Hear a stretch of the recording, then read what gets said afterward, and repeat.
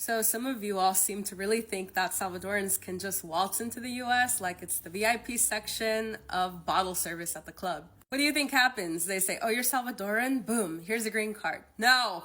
And Danny, I'm glad you're here. I actually used to train lawyers at the Chicago Bar Association on these subjects. Welcome back to my page. This is Latino Studies 101. I'm your professor, Dr. Esther Trujillo. Let's talk about immigration status. Yesterday I made a video where I gave you a list talking about reasons why Mexicans and Salvadorans might have beef, and a lot of you took it to heart. Reason number 2 was misconceptions on immigration status, and I want to clarify what I meant by that.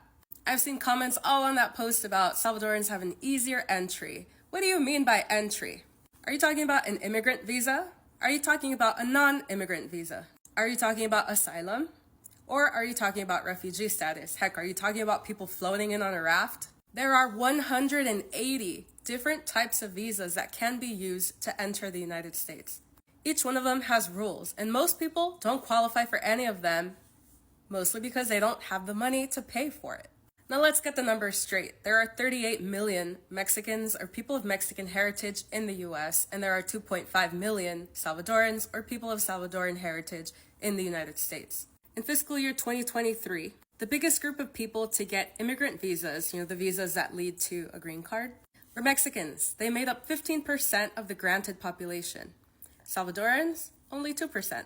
Oh, but TPS, they have TPS. TPS, what is TPS, by the way? Temporary Protected Status. It is a stay of deportation, which means we know you're here. We're not going to deport you just quite yet because some stuff's going down in your country that's not cool, but we'll deport you eventually. And by the way, in the meantime, here's a work permit, so go work and pay taxes. Temporary protected status was given to Salvadorans who were in the U.S. when the earthquakes hit El Salvador in 2001.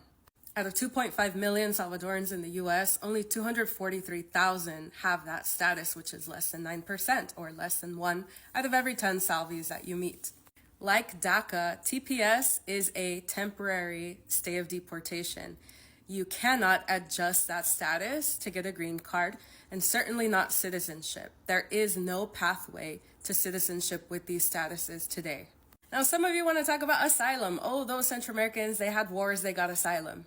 Are you talking about refugees or asylees? They're not the same thing. Let's talk about refugees. Those are people who apply for entry while they are outside of the U.S. In 2023, neither Mexico nor El Salvador even cracked the top 10 on the list of national origins for refugee admissions. You want to know what was the largest Latin American nation that got refugee status in 2023, between 2012 and 2022? Cubans at 57%.